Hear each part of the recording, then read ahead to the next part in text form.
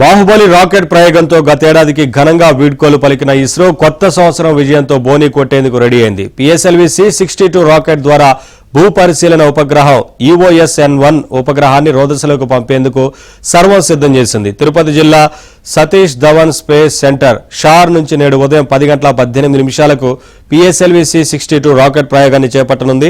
దీనికి సంబంధించిన 22.30 గంటల కౌంట్ డౌన్ నిన్న ఉదయం 11:48 మొదలైంది. కౌంట్ డౌన్ పూర్తవగానే షార్లోని మొదటి ప్రయోగ వేదిక నుంచి రాకెట్ నింగిలోకి దూసుకెళ్లనుంది.